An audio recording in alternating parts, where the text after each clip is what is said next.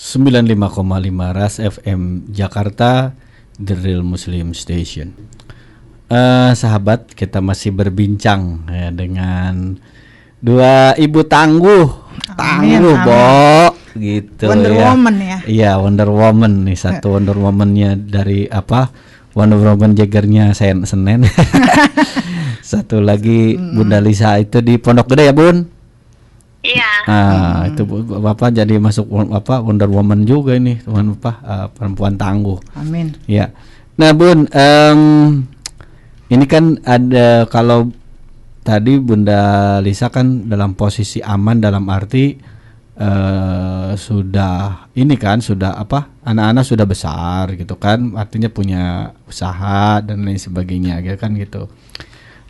Tadi bicara tentang hambatannya mungkin di situ. Kalau surat balasan itu yang berbentuk surat-surat yang hard copy gitu ya. Iya. Tapi kalau sekarang tuh mungkin kesini kan tentunya setelah temu komunitas, adanya screen reader dan lain sebagainya, itu bagaimana? Merasa terbantu atau tidak menurut Bunda Lisa nih? Oh iya, sangat terbantu Mas. Semuanya sekarang kita kan udah pakai tote bag ya. Walaupun laptop juga pakai tote bag. Jadi ya emang udah sangat membantu teman-teman tunanetra. Baik. Nah, ya tadi Bunda Lisa kan bicara tentang kesulitan membaca Al-Quran karena pakai Al-Quran yang tulisan awas. Akhirnya gimana nih, Bun? Untuk meneruskan supaya bisa baca Al-Quran itu, apakah hanya dengan audio atau dengan huruf Braille? Oh ya, alhamdulillah Mas, saya dipertemukan sama seseorang gitu. Ketika saya berpikir bagaimana ya cara saya bisa walaupun saya tunanetra tapi saya tetap bisa mengaji gitu, membaca Al-Quran gitu. Nah, terus sama seseorang saya, Bun, mau nggak saya latih huruf hijaiyah pakai huruf Braille? Dia bilang, loh, ya mau, saya bilang gitu. Ya udah, akhirnya saya kebut Mas. Belajar itu saya kebut, terus dimanapun siapa yang mau ngajari saya, ustadz siapapun, saya mau walaupun 1 hari 1 jam atau saya cuma bisanya 2 jam, setengah jam, iya nggak apa-apa, saya bilang gitu. Pokoknya saya kebut, saya harus bisa baca Al-Quran lagi. Itu yang terpatri di otak saya. Alhamdulillah, saya mulai belajar itu 2018 awal. Ini udah tahun ketiga, alhamdulillah saya udah belajar Al-Quran Braille udah 3 kali lah. Alhamdulillah. Ya, ya. Tadi Bunda Ike ada tingkat kesulitan dari huruf awas ke huruf Braille. Kalau Bunda Lisa bagaimana? Tingkat kesulitan kan kalau huruf awas dilihat.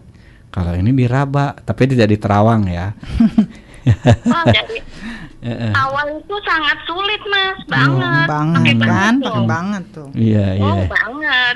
Mana tangan kita kan enggak terbiasa ya dengan itunya rapet-rapet, terus terkadang ya itu ini apain. Iya. Terkadang kayak gitu. Tapi ya alhamdulillah saya dikasih kekuatan sama Allah untuk tetap istiqomah gitu, untuk tetap belajar supaya saya mungkin karena niat saya kepengen bisa itu tadi Mas. Iya. Nah, alhamdulillah walaupun belum sempurna sampai sekarang nih ya. Belum seperti yang orang banyak bisa gitu. Nah, oke. Nah, Bunda Lisa dan Bunda Ike ini boleh saling tanya nih, misalnya tanya pengalaman. Misalnya Bunda Lisa mau nanya sama Bunda Ike, kan Bunda Ike tuh sama ya, artinya tunanetra sudah besar, dan mungkin tadi Bunda Lisa juga menyimak ya tingkat kesulitannya, tingkat apa. Itu sebaliknya Bunda Ike juga ingin mungkin bertanya dengan Bunda Lisa juga gitu kan. Saling, namanya ini kan berbagi pengalaman. Boleh Bunda gitu ya, semuanya boleh. Kita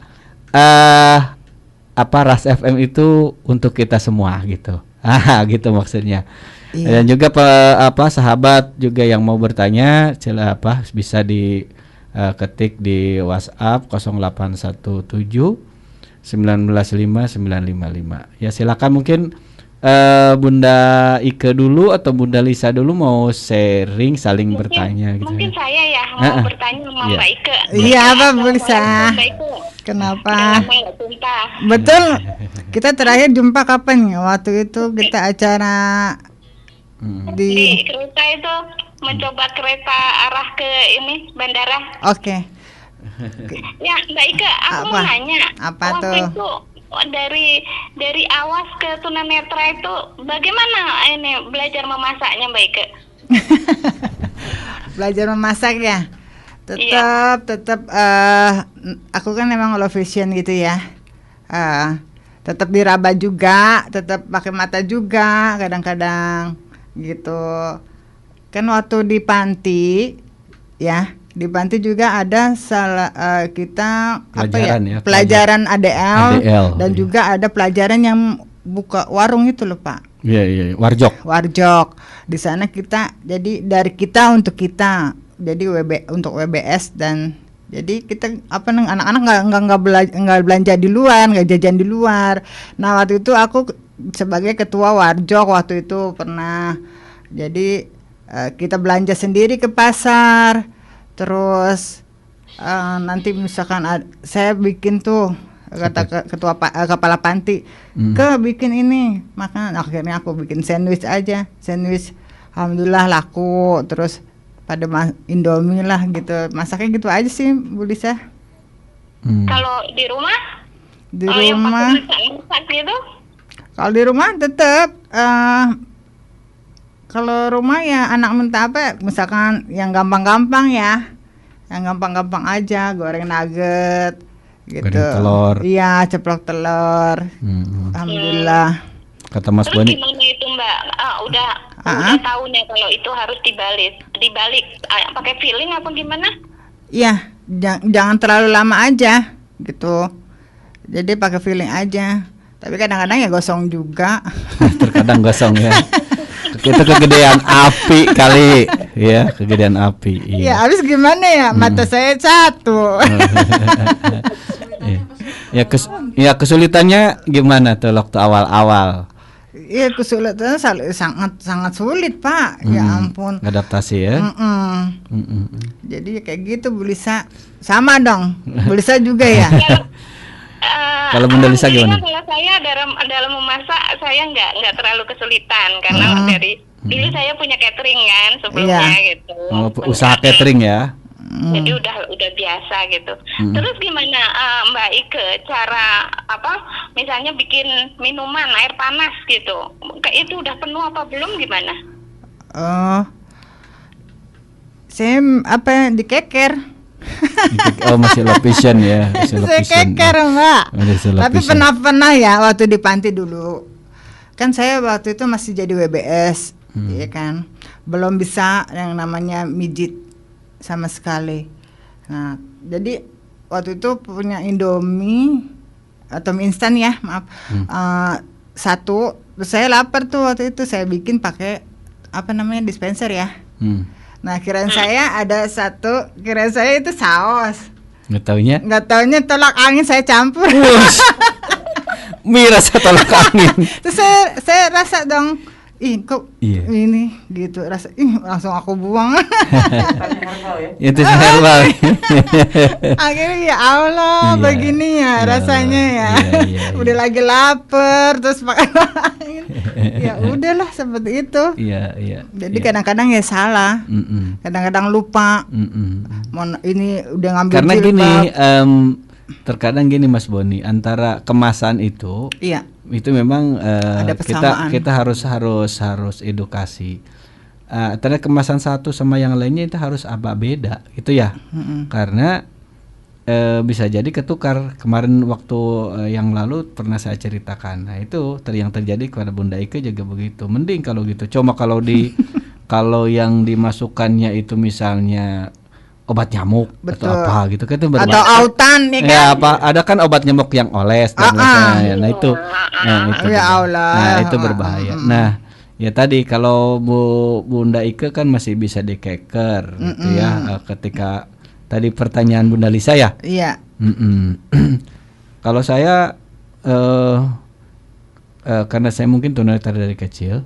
Kalau saya kan sering sekali saya bikin kopi sendiri, minuman sendiri. Betul. Nah, kalau saya dengar suaranya Bunda Lisa. Iya, saya juga gitu. Cerulut makin ke sini. Gitu. Nah, suaranya berbeda. Berbeda. Kalau udah gitu, ya. Gitu. Makanya saya kalau bikin apa-apa itu usahakan tidak bising supaya kedengeran gitu. Iya, gitu. Fokus ya. Masukin ke dalam botol juga gitu kan ya, Mas. Betul, ke botol atau termos ya. Termos dengar dengar suaranya. Gitu. Jadi kedengaran suaranya. Saya yang kesulitan ketika itu, Mas, pertama-tama saya low vision itu menghadapi customer. Saya kan biasa ngelihat wajah kan, enggak apa suara, suaranya banyak yang sama soalnya. Jadi Pak Ahmad, loh, saya bukan Pak Ahmad, Bu. Asalnya aja. Gitunya Mas Sony. Akhirnya anak saya yang menjelaskan, maaf ya Pak, ibu saya ininya rusak matanya. Gitu ya, iya. Tapi kesini sekarang alhamdulillah belajar dari teman-teman tunanetra yang sebelumnya, saya belajar dari itu suara. Jadi mengingat suara orang, oh iya, suaranya beda. Ternyata kalau di matke itu walaupun mirip kayak apa, ada ini perbedaannya gitu. Iya. Nah, gini Bun, ini tadi saya mungkin bertanya kepada dua bunda ini. Tadi ke Bunda Ike saya udah nanya. Kalau Bunda Ike ternyata merasa terbantu ketika di asrama itu yang banyak mensupport, yang banyak membantu, baik itu dalam mobilitas dan lain sebagainya, teman-teman tunanetra sendiri, termasuk masalah yang lainnya. Nah, kalau Bunda Lisa belum tidak masuk asrama nih, gitu kan, di luar. Seberapa kalau persen ya kita susah ya.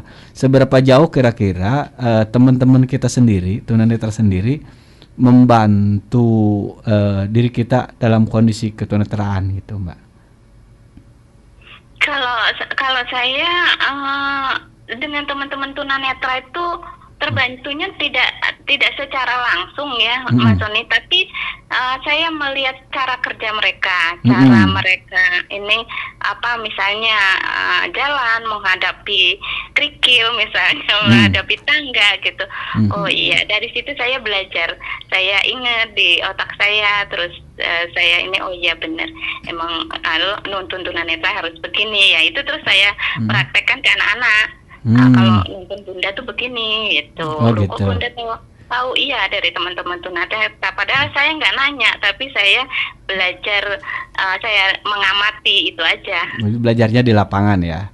Iya, mengamati. Iya, karena kan mungkin mohon maaf Bunda kan nggak pernah belum pernah belajar secara khusus orientasi mobilitas gitu kan Bun ya? Iya, belum pernah saya. Belum pernah. Karena kalau Bunda Ike pasti belajar ya yang pernah di asrama, karena bagaimana cara mengayunkan tongkat dan lain sebagainya gitu. Nah, pas waktu itu saya sudah bisa boleh pulang setelah 3 bulan itu dan sudah bisa belajar mobilitas ya, orientasi mobilitas. Waktu itu kan belum ada ojol ya. Nah, saya nggak mungkin dong minta jemput sama mama karena kan ngurusin anak saya. Terus saya pengen pulang. Akhirnya saya naik mikrolet. Mikrolet? Iya. Dari Budi Asih saya ke rumah. Iya. 2 kali naik. 2 kali naik ke arah Kampung Melayu dulu. Dari Kampung Melayu, terus dari Kampung Melayu kan ke arah Senen kan. Saya sudah bilang itu sama supir, Bang, kita turunnya di jembatan Sentiong ya. Gitu. Kadang-kadang lewat. Kadang-kadang sampai Senen muter lagi mau ke Kampung Melayu. Saya pernah diturunin waktu itu di daerah Rivoli. Oh, jauh. Iya, agak jauh. Terus saya pakai tongkat dong. Tapi kadang-kadang orang merasa nggak percaya gitu loh. Malah saya kan masih lihat, jadi kadang-kadang menyingkir. Saya ingin bertanya tapi mereka pada menyingkir. Entah kenapa gitu ya. Dengan disabilitas tunanetra. Gitu. Tapi ada salah satu ojek pangkalan, Opang, nyamperin saya. Ibu mau kemana? Maaf bang, ini di mana ya? Saya bilang, ini di Ripoli Bu. Ibu mau kemana? Mau pulang, gitu. Rumahnya di mana? Di Keramat Lontar. Ya udah ibu naik sini Bu, kata gitu kan. Akhirnya pulang, nyampe, saya bawa bayar, tapi abangnya nggak mau. Ya Allah bang, ibu mau bayar, nggak usah Bu. Ya Allah, makasih ya bang. Terus mama saya, Ike pulang sama siapa? Sama tongkat, aku bilang gitu. Alhamdulillah, jadi sejak saya di panti, alhamdulillah saya bisa. Ada keberanian ya. Benar, mental saya juga kuat, jadi saya tidak sendiri di sana. Gitu. Bunda Lisa, ada nggak Bunda Lisa misalnya ketika Bunda Lisa kesulitan mungkin di salah satu daerah atau bagaimana yang dulu kan Bunda Lisa melihat gitu kan ya, oh ini di terminal Kampung Rambutan misalnya atau bagaimana? Ada nggak pernah ada pengalaman tersendiri nggak dengan itu? Kalau yang seperti itu enggak ya Mas, karena saya emang sama anak saya pokoknya Bunda nggak boleh pakai yang seperti itu. Maunya dia tuh dari satu tempat ke tempat yang lain tuh nggak usah berpindah-pindah, naiknya satu kali ya. Maksudnya kan kalau enggak itu ojol ya ini kan dijemput di mobil online atau dijemput mereka gitu. Mereka. Kalau saya pernah itu ketika naik kereta ke Jawa macet di jalan. Keretanya kempes bannya? Bukan.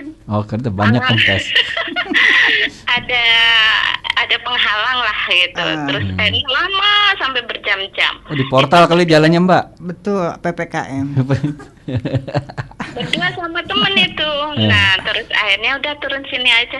Teman saya tuh dengan ininya. Tunanetra bukan temennya?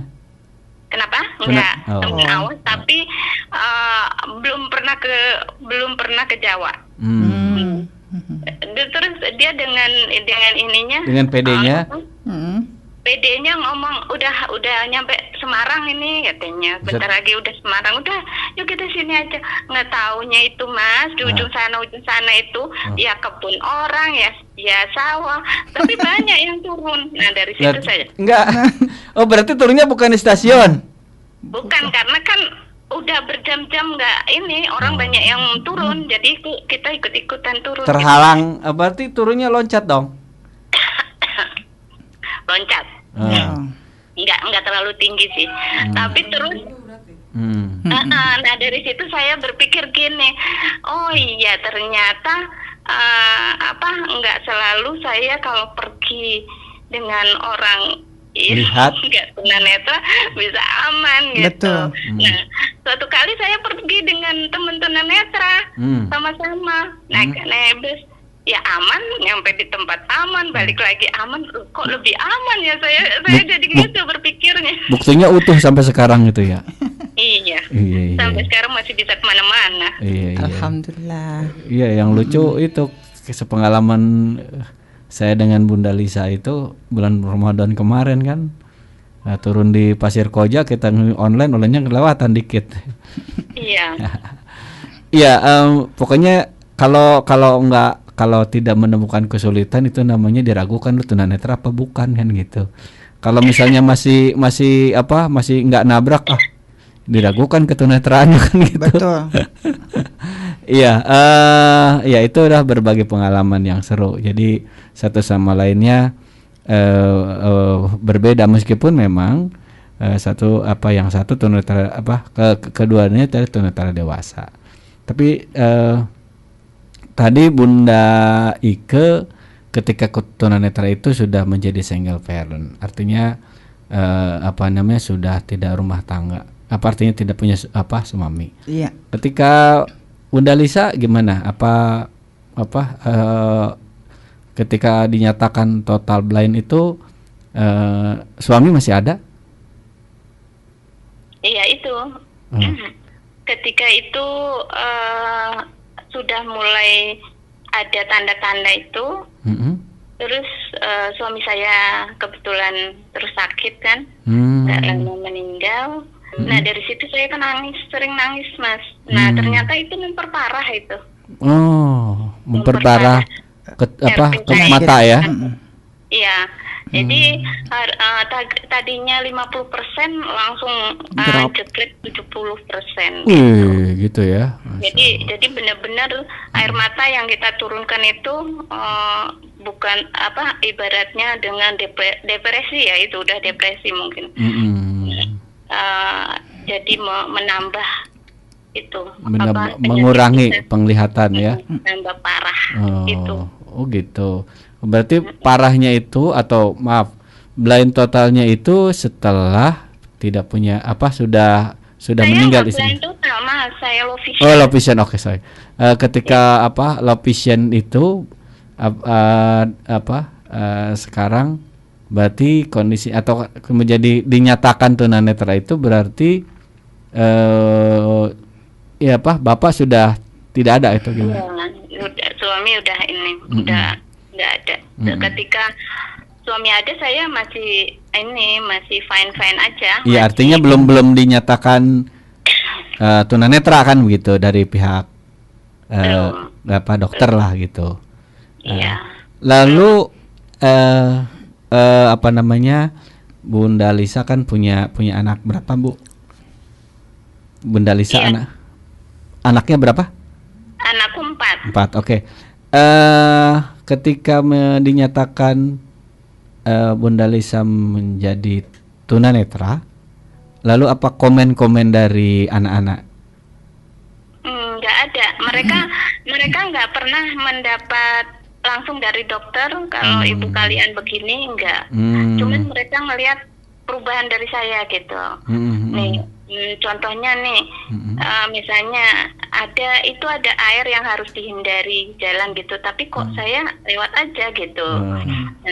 Terus mereka di belakang saya tuh diskusi, kok Bunda begini ya gitu. Nah terus saya mau ngasih minum, biasa kan anak-anak kalau datang, Bun aku bikinin ini tuh gitu kan.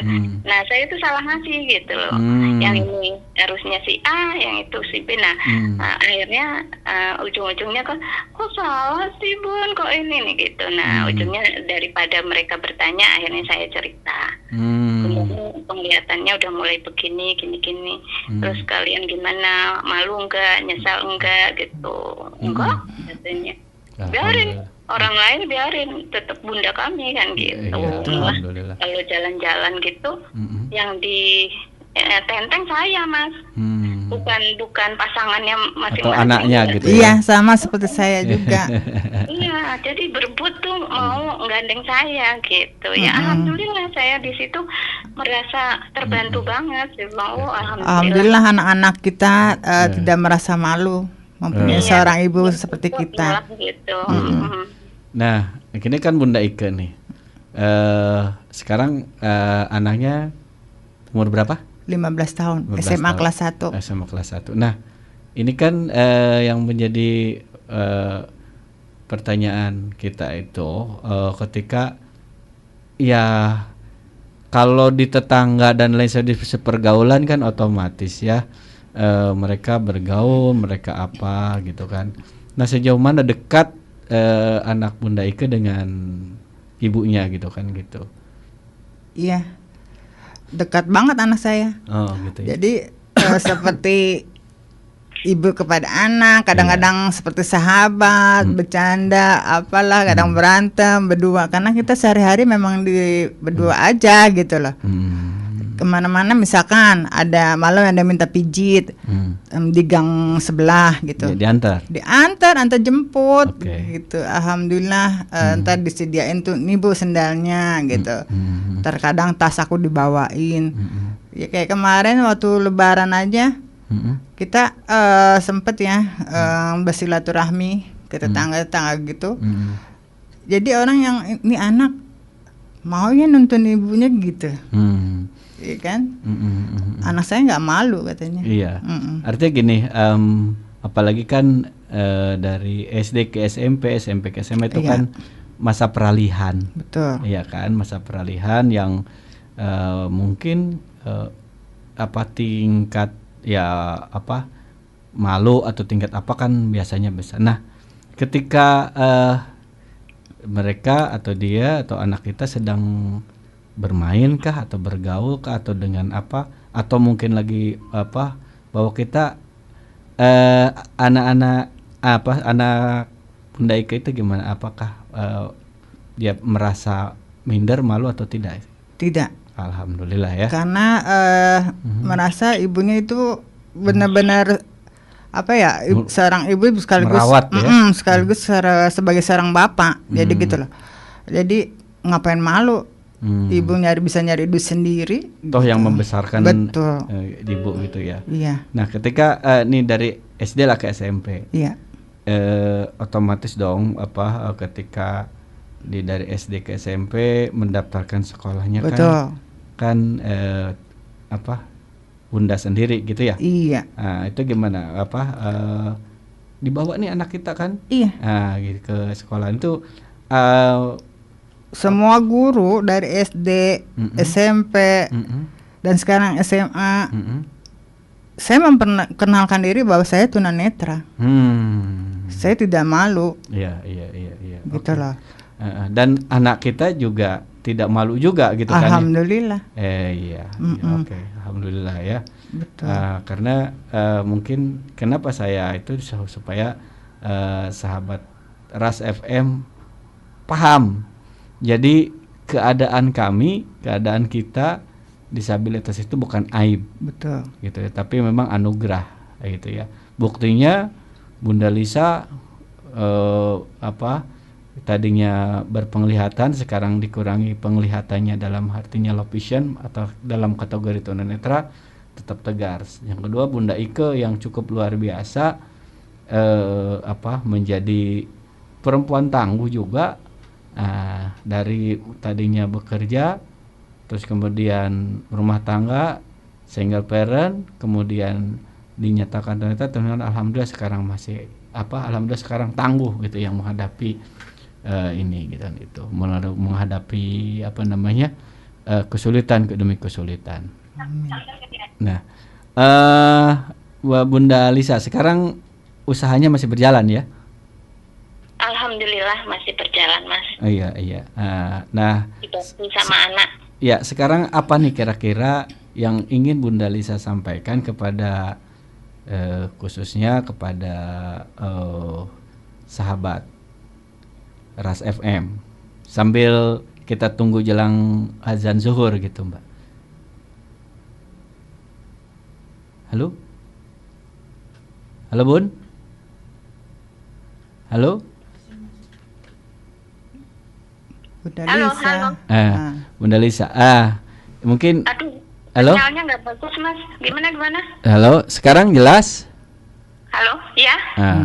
Nah gini, Bun, dari berbagai pengalaman dan sebagainya itu ada yang ingin disampaikan kepada